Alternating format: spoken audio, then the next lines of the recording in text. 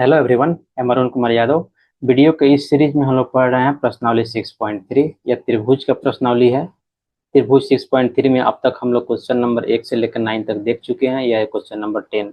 जितना भी प्रमेय है त्रिभुज के चैप्टर में, सारे प्रमेय को कहाँ प्रूफ किया गया है? कंसेप्ट के लेक्चर में। कंसेप्ट का जो लेक्चर है वो लेक्चर 1 एंड 2 में है। त्रिभुज के प्लेलिस्ट में लेक्चर 1 एंड 2 में आपको मिल जाएगा, वहां से जाकर आप कंसेप्ट कवर कर सकते हैं। बिना कंसेप्ट पढ़े हुए यदि आप पढ़ रहे हैं तो आपके लिए समझना थोड़ा सा मुश्किल हो जाएगा। आइए क्वेश्चन को शुरू करते हैं। सी डी तथा सी डी और जी एच क्रमशः ए सी बी और जी जी एफ के ऐसे समद्विभाजक हैं कि बिंदु डी और एच क्रमशः ए बी सी और ई एफ ई जी की भुजाओं ए बी तथा ए बी पर स्थित हैं। तो इस पहले तो दो त्रिभुज बना लीजिए। कौन सा? ए बी सी जो हम बनाए हैं यहाँ पे, ए बी सी। ठीक है। दूसरा त्रिभुज कौन सा है? F E G. F E जी, ये वाला त्रिभुज। ठीक है।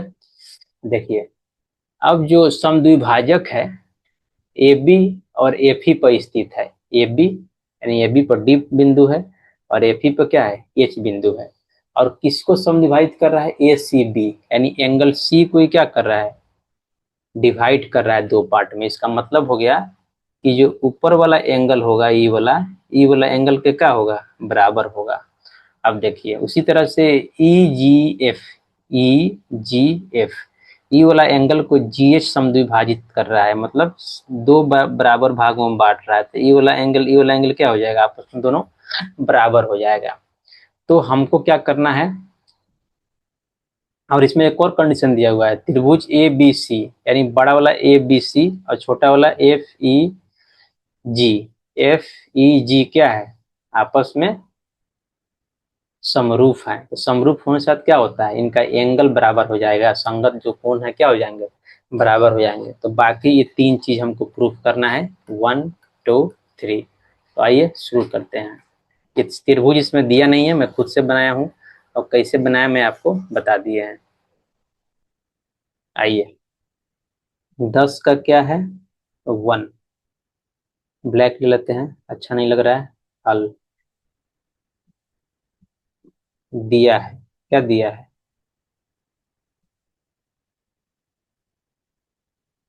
सी डी तथा जी एच क्रमशः, जो लिखा है वही हम लिख दे रहे हैं, क्रमशः एंगल ए सी बी यानी एंगल सी तथा एंगल ई जी एच यानी angle angle G angle E G H क्या है? समद्विभाजक हैं। समद्विभाजक नाम में लिखा हुआ है। सम मतलब बराबर, द्वि मतलब दो, भाजक मतलब बांटने वाला, बराबर दो भाग में बांटने वाला। समद्विभाजक हैं।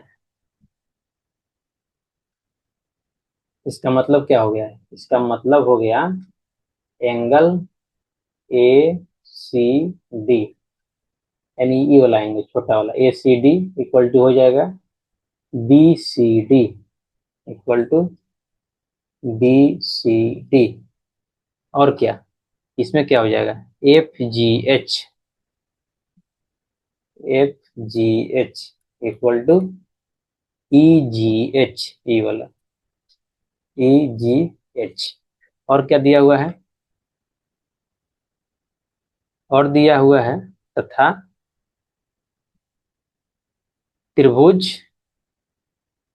ए बी सी क्या है? समरूप हैं त्रिभुज एफ ई जी के।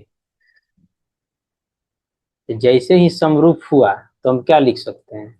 इसलिए angle A equal to angle F, angle B equal to angle E, और एक और चीज क्या? एंगल सी यानी बड़ा वाला, तो उसको लिख देते हैं क्योंकि समद्विभाजित कर रहा है। A C B equal to angle F G E क्या हो गया? बराबर हो गए तीनों। तो हमको सीध क्या करना है? पहला, दूसरा, तीसरा। तो पहले तो त्रिभुज को लेते हैं और चलते हैं नेक्स्ट पेज में। त्रिभुज को लेकर के हम इनको सेव कर दे रहे हैं लाइब्रेरी में। और इसके फर्स्ट पार्ट को ले लेते हैं, इसको।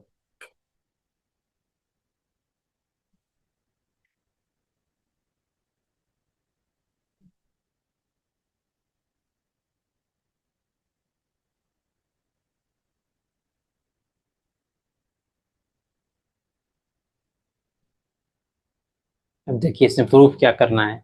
C D, C D E वाला भुजा बाई जी एच यानी ई वाला भुजा इक्वल टू है ए सी यानी ई वाला भुजा ए सी बाई एफ जी यानी ई वाला भुजा। ये कब होगा? जब ये दोनों त्रिभुज जो है, ये दोनों त्रिभुज सी ए डी और जी एफ एच ये दोनों समरूप हो जाए, तब ना इसका रेशियो बराबर होगा। तो आइए दोनों को पहले समरूप करते हैं। अब लिखेंगे और शुरू करेंगे किसमें? त्रिभुज सी ए डी तथा त्रिभुज क्या? त्रिभुज ई जी एफ में, सॉरी जी एफ एच में।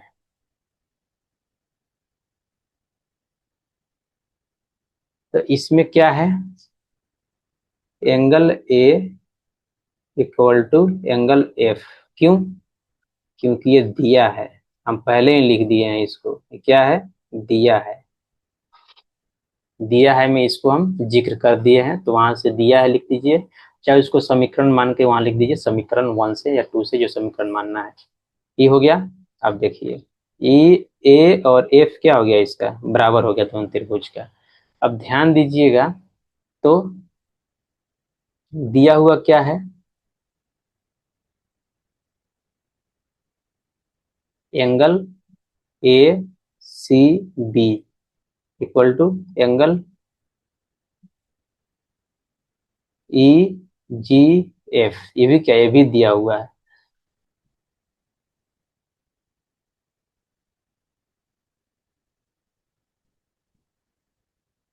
तो हम क्या लिख सकते हैं इसको? ए सी बी को लिख सकते हैं A C D plus B C D, यानी ये छोटा छोटा मिलकर ही बड़ा बन जाएगा, ये हमको लिख देना है। तो angle A C D plus angle B C D equal to क्या हो जाएगा? Angle F G H. दूसरा के लिए, इसके लिए एफ जी एच और ई जी एच मिलकर क्या बन जाएगा? ई बड़ा बन जाएगा, यानी जी एंगल बन जाएगा। तो angle F G H plus angle E G H. अभी दोनों एंगल क्या है? दोनों आपस में बराबर है, दोनों आपस में बराबर है। तो इसको लिख सकते हैं कहाँ? ये हम दिए हुए हैं इसको यहाँ। देखिए तो इसको मान लेते हैं समीकरण 1, मान ही लेते हैं इसको समीकरण 1। तो कहाँ से लिख रहे हैं हम इसको? समीकरण 1 से क्या लिख देंगे? दोनों बराबर है तो लिख देंगे 2ACD, यानी दोनों बराबर हैं तो BCD को क्या लिख देंगे? ACD लिख देंगे। ACD लिखते ही क्या हो जाएगा? 2ACD हो जाएगा। अब देखिए सिमिलरली यहाँ एफ जी एच और ई एच जी दोनों बराबर हैं, तो हम ई जी एच की जगह पे क्या लिख देंगे? एफ जी एच लिख देंगे। तो इसको क्या मतलब है? F G H plus F G H कितना हो जाएगा? 2FGH। यहाँ से लिखे हम समीकरण 1 से, समीकरण 1 से लिख दिए। समीकरण 1 में क्या है? दोनों बराबर हैं, तो यहाँ से क्या आ गया? 2 2 कट जाएगा, इसलिए क्या आ गया? इसलिए angle A C T equal to angle F G H. तो ध्यान दीजिएगा, तो 1 तो हम मान लिए हैं, ई हो गया 2, ई हो गया 3, ई हो गया 4। तो इससे क्या सिद्ध होता है? नहीं सॉरी, ए नॉट, थोड़ा इक्वेशन गलती मान लिए हैं। ई 2 हो गया, A equal to F E वाला हम प्रूफ कर दिए। दूसरा वाला A C D equal to F G H. तो ये दोनों से क्या हो गया? समीकरण 1 और 2 से क्या होता है? समीकरण 1 एंड 2 से। दोनों त्रिभुज के 2 एंगल बराबर हो, तीसरा एंगल अपने आप बराबर हो जाएगा, लेकिन यहाँ हम लिख देंगे एंगल एंगल कसौटी से। या आप अब तक तो इतना निकाले हैं, आप खुद से निकालना आप सीख गए होइएगा मुझे लगता है। तो एंगल सी ए डी समरूप हो गया ट्रायंगल जी एफ एच से। कैसे? एंगल एंगल कसौटी से। क्या हो गया? तो C D by G H, C D by G H. तो हम क्या लिख देंगे, जैसे ही समरूप होते हैं भुजाएं क्या होती है, समानुपाती हो जाती है, इसलिए हम क्या लिख देंगे, C D by G H equal to A C by F G, यानी ई वाला भुजा ई वाला समानुपाती, और ई वाला भुजा ई वाला भुजा से समानुपाती, और ई भुजा इससे समानुपाती नहीं होगा, equal to A D divide by क्या, एफ एच। लेकिन हमको क्या चाहिए, हमको 2 ही चीज चाहिए, ई वाला प्रूफ करना है, तो हम इतना ही 2 लिख देंगे। क्या लिख देंगे, तो एक कम से कम तो प्रूफ है यहाँ पे, तो क्या हो जाएगा, सी डी कसौटी से, इसको इक्वेशन 3 मान लेते हैं। C D by G H equal to A C by F G. क्या हो गया, एक चीज यहाँ पे हम प्रूफ कर दिए। अब ये पिक्चर शायद सेव हो गया है, मुझे लगता है या सेव हो गया है। अब देखते हैं दूसरा क्या है, प्रीवियस। दूसरा है D C B, D C B और H G E, H G E. क्या करना है, इनको क्रॉप करते हैं, चलते हैं नेक्स्ट पेज में। अब क्या चाहिए हमको, इसको प्रूफ करने के लिए तो पहले पिक्चर तो निकालना है। यही ट्रायंगल है मेरा दोनों। अब देखिए दूसरा के लिए क्या करेंगे, अब ये ट्रायंगल समझ लेते हैं। D C B, D C B यानी नीचे वाला ट्रायंगल, और H G E, H H G E यानी ऊपर वाला हम प्रूफ किए हैं। अब इसमें नीचे वाला दोनों को क्या प्रूफ करना है, समरूप प्रूफ करना है। सिमिलर वे होगा, बी और ई तो बराबर ही होगा, क्यों, क्योंकि दिया है। और ई वाला एंगल बराबर है, दोनों बराबर है तो ये भी बराबर हो जाएगा, एंगल एंगल से क्या हो जाएगा, दोनों बराबर हो जाएगा। तो आइए लिखते हैं, त्रिभुज डी सी बी तथा त्रिभुज एच जी ई में क्या है, angle B equal to angle E. ये तो दिया है, क्यों, क्योंकि दोनों समरूप है, दोनों त्रिभुज। हम पहले दिया है, मैं इसको लिख दिए हैं, दिया है, या उसको फिर इक्वेशन मानना है तो मान लीजिए आप। और देखिए, और दिया है, क्या दिया है, angle A C B equal to angle F G E, यानी समरूप है। तो ये भी दिया है, जो बड़ा वाला एंगल है ए सी और जी दोनों क्या है, बराबर है, इसी को ऐसे लिखे हैं। तो ए सी बी को हम लिख सकते हैं दोनों में तोड़ के, A C D plus B C D.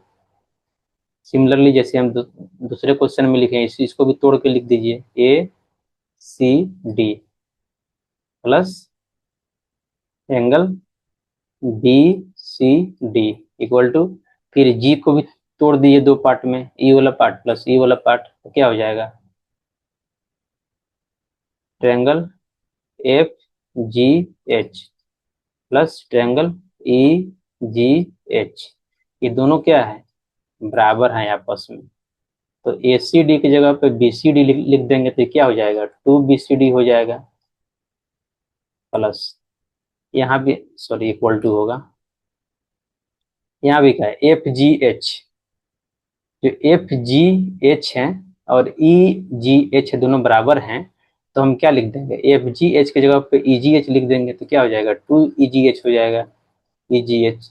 ये हम कहाँ से लिखे हैं, समीकरण 1 जाके देखिए, समीकरण 1 में तो हम यहीं लिखे हुए हैं कि ये जो सी डी और जी एच है सम द्विभाजित करते हैं, इसलिए क्या हो जाएंगे, बराबर हो जाएंगे।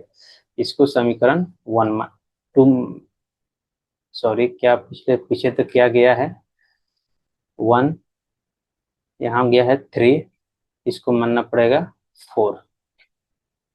इसलिए क्या आ गया यहाँ पे, angle B C D equal to angle E G H. क्या हो गया, इक्वेशन 5 हो गया, यानी ई वाला बराबर आ गया ई वाला के बराबर। ठीक है, तो इससे क्या हो गया, अब समीकरण 1 और 2 से क्या होगा, दोनों त्रिभुज समरूप हो गया। समीकरण 1 और 2 से नहीं, समीकरण 4 और 5 से। कैसे समरूप हो गए, एंगल एंगल कसौटी से। और हम जानते भी हैं किसी भी त्रिभुज के यदि दो कोण बराबर हो गए तो उसके तीसरा कोण अपने आप बराबर हो जाए। हम बहुत बार इसको प्रूफ कर चुके हैं, इसलिए हम डायरेक्टली यहाँ एंगल एंगल कसौटी का यूज कर रहे हैं। जो ट्रिपल एंगल कसौटी का क्या है, शॉर्टकट है। यही क्या हो गया, मेरा प्रूफ हो गया। अब तीसरा देख लेते हैं, तीसरा क्या पूछ रहा है। D C A, D C ए समरूप है, यानी ई वाला एच जी एच, एच जी एच, एच जी एच जी एफ, यानी ई वाला। ई तो हम लोग फर्स्ट में ही प्रूफ कर दिए हैं, इसीलिए उसको क्या इक्वेशन हम 3 मान लिए हैं। आइए इसको क्रॉप करते हैं, नेक्स्ट पेज में चलते हैं, क्रॉप कर लेते हैं।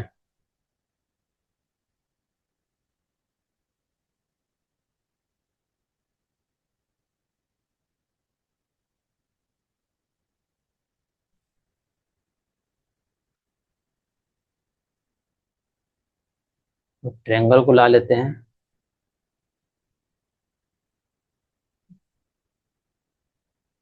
अब देखिए समीकरण 3 क्या है। अब समीकरण 3 से पहले हम लिख देते हैं, समीकरण 3 में हम लोग ऑलरेडी प्रूफ कर चुके हैं, इसलिए यहाँ लिख रहे हैं समीकरण 3 से।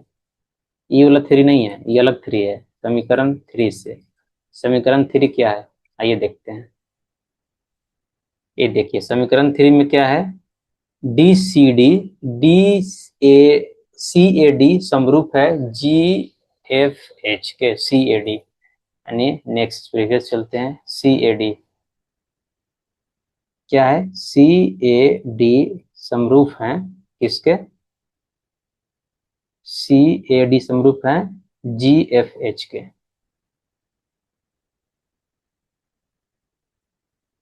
Triangle C A D G F H के। अब ध्यान से देखिए, इसमें ये जो बात कर रहा है सी A D, C A D यानी ई वाला ट्रायंगल, ठीक है, और जी एफ एच, जी एफ एच ई वाला ट्रायंगल, दोनों तो सेम ही है। इसलिए हम क्या लिख सकते हैं, समीकरण 3 से प्रूफ है तो क्या लिख सकते हैं, ट्रायंगल डी सी ए, यानी डी सी ए ई वाला ट्रायंगल, इसे कहीं बात हो रहा है, समरूप है किसके, ट्रायंगल एच जी एफ के, यानी एच जी एफ यही वाला ट्रायंगल क्या हो गया, प्रूफ हो गया। यही तो प्रूफ करना है, यही मेरा क्या हो गया, आंसर हो गया। इसी के साथ क्वेश्चन नंबर 10 क्या होता है, समाप्त होता है। यदि आपको सारा प्रमेय जानना है, हम लोग अब तक इसमें कितना प्रमेय कवर कर लिए हैं, टोटल 5 प्रमेय है, यानी 5 थ्योरम है त्रिभुज चैप्टर में। त्रिभुज चैप्टर में टोटल 5 प्रमेय है, यानी थ्योरम है। इसको आपको कवर करना है तो इसके लिए आपको कंसेप्ट का लेक्चर देखना पड़ेगा। जो कंसेप्ट का जो लेक्चर है 2 पार्ट में है, 1 और 2, और ये आपको त्रिभुज के प्लेलिस्ट में जाइएगा तो त्रिभुज के प्लेलिस्ट में लेक्चर 1 एंड लेक्चर 2 में मिल जाएगा, वहां से आप इसको कवर कर सकते हैं। इसी के साथ क्वेश्चन नंबर 10 समाप्त होता है। नेक्स्ट वीडियो में देखेंगे क्वेश्चन नंबर 11। यदि आपको वीडियो अच्छा लगा हो तो please like share and subscribe this channel. Thank you.